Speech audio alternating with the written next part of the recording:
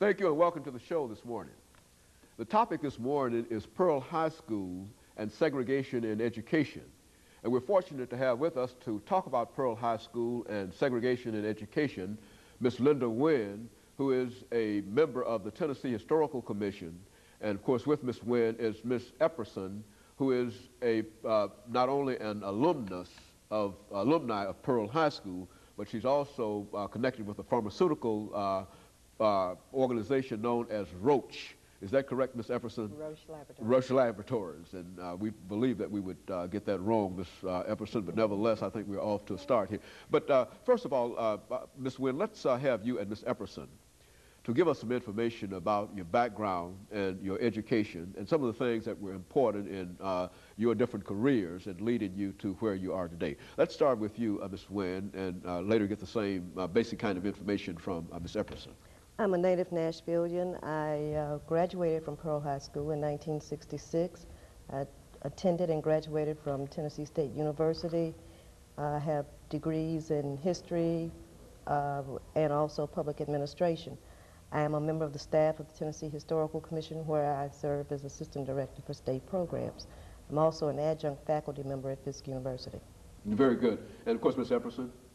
I'm a 1962 graduate of Pearl High School, and before that my parents and grandparents were graduates of Pearl as well. After graduating in '62, I attended Florida A&M University, where I obtained a Bachelor of Science degree in pharmacy. I left there, worked for Walgreens Drugs in Chicago, Illinois, and after that I initiated a career with Roche Laboratories out of Nutley, New Jersey.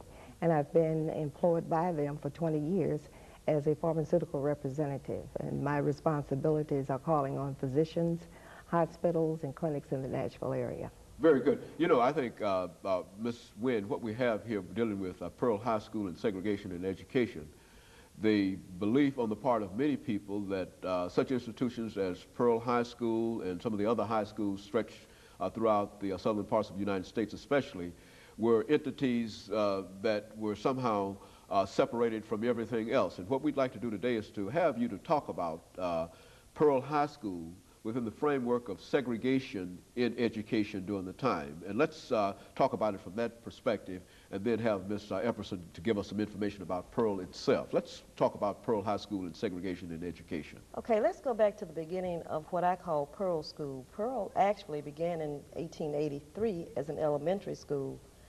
It was located on Fifth Avenue, what is now Fifth Avenue South. Then it was Old South Sumner Street. It was located in a brand new two-story brick building, and it was named for Joshua Pearl, the first superintendent of Nashville's public schools. It became a high school during the academic year of 1897-98, which is a year to 2 years after Plessy versus Ferguson, which was the Supreme Court case that sanctioned separate but equal, or as I like to say, separate and unequal. Pearl started out as a school for blacks within that context. Even prior to it becoming a high school in 1883, it was a segregated institution. When we look at the legalization of the codification of the Jim Crow laws, Pearl did not exist in a vacuum. It is not the first high school in Nashville. Meigs was the first high school in Nashville, which started, Meigs High School started shortly after 1883, when it was founded also as an elementary school. It's an interesting story how high school education for African Americans in Nashville came about. Miss Sandy Porter wanted her son to obtain a high school education. During that time period, when blacks finished the 8th grade, their education was virtually over. But she wanted her son to obtain a high school education, and she tried to enroll him in what was called Fogg School at the time. That was around 1886.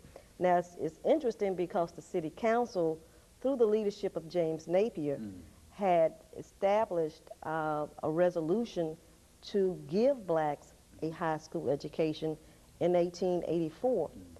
But they did not act on that resolution until after the African American community began to assert its willingness to obtain an education for their children. So subsequently after that, in September of 1886, Superintendent Caldwell reported that blacks could obtain an education, and that could be handled through the founding of or extending the education at Meigs. During that time, Meigs had the 9th and 10th grades, and when they initiated the high school, they added the 11th grade.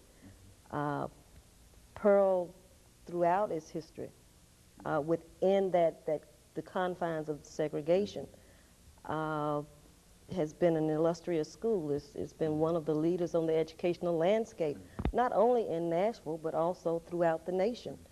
The late former J.C. Hull said it was one of the first comprehensive high schools in Nashville, and it certainly competed nationally. It was within the realms of such schools as Dunbar in Washington. It was recognized nationally. It had a very dedicated faculty.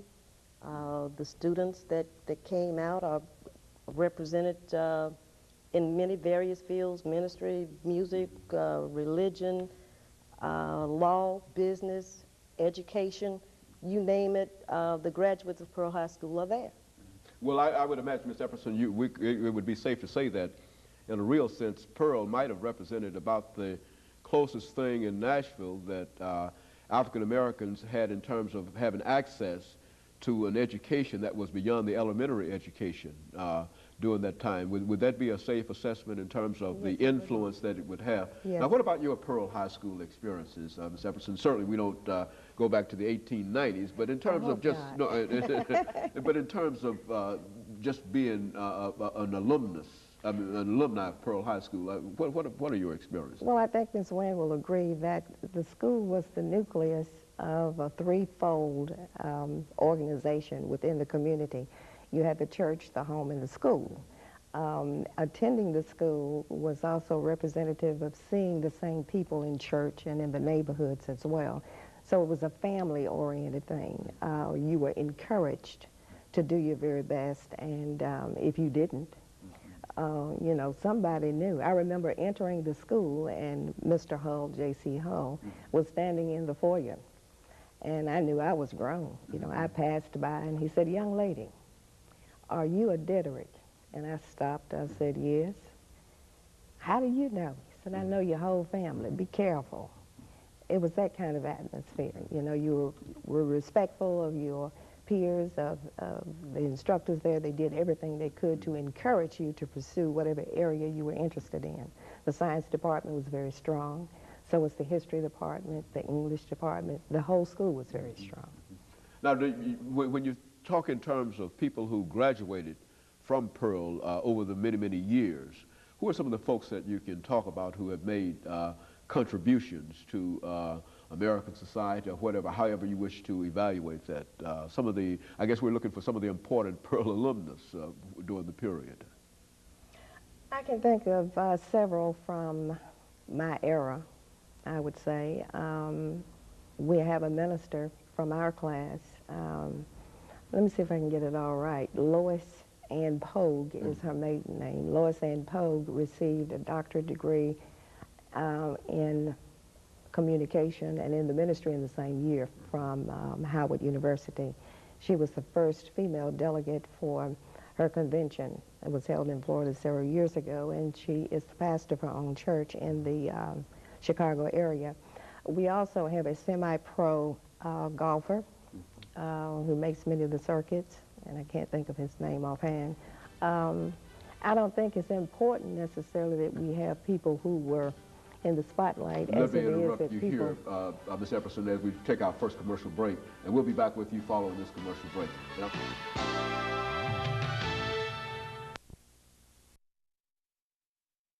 Segregation in education.